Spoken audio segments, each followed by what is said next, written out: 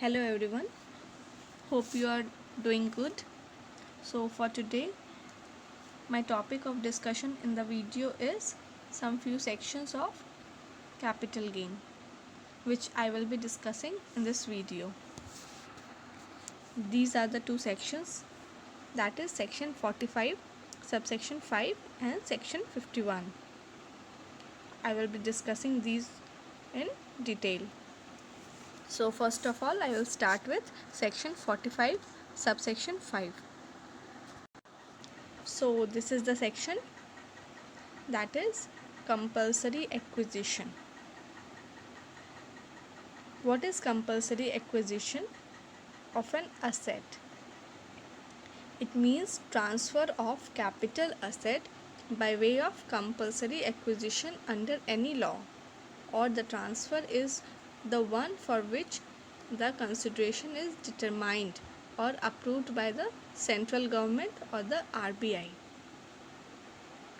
So when the transfer of asset is by way of compulsory acquisition, then how capital gain will be charged and who will be charged? So first point we see consideration determined or approved at first instances shall be chargeable in the previous year in which wholly or partly was received, that is the year in which it was first received by the assessee. The tax will be charged in that particular year.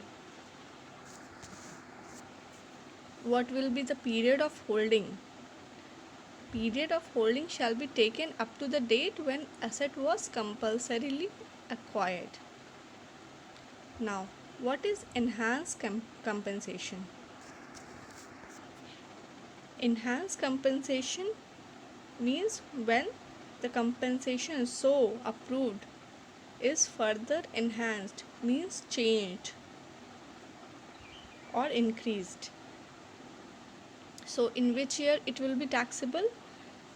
In the second point we see enhanced compensation and further enhanced compensation shall be chargeable in the year of receipt, that is in the year in which that compensation is further received. It will be taxable in that year. Nature of capital gain shall be same as the nature of capital gain with reference to the original compensation.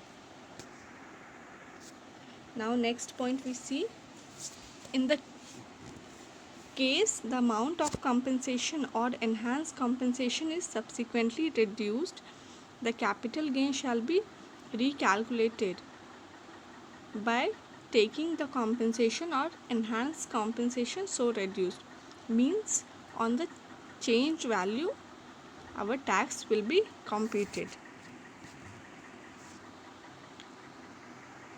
Next is interest on compensation or enhanced compensation shall be taxable in the year of receipt, that is when the interest amount is received in that particular year,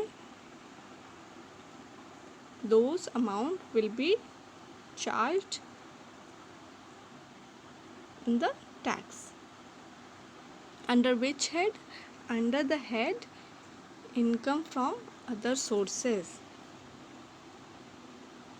not in capital gain but in income from other sources. Interest amount will be charged in the head interest from other sources. 50% of such interest shall be allowed as deduction under section 57 from such interest. And now what will be the cost of acquisition or cost of improvement? It will be taken nil, means no value, while calculating capital gain from enhanced compensation or further compensation. One point to be kept in mind is whatever the legal expenses incurred to obtain the enhanced compensation are deductible from enhanced compensation, means legal expenses will be deducted from it, and then the tax value will be calculated. And now we will move on to the next section, that is section 51. Section 51, that is advance money forfeited. This is one of the important section in the capital gain. What is advance money forfeited? It means advance money which is received from any prospective buyer in the course of negotiation for transfer of capital asset which have been forfeited, means kept by the seller, maybe because of non-compliances on the part of buyer. So that amount which is forfeited, what will be the treatment of that amount?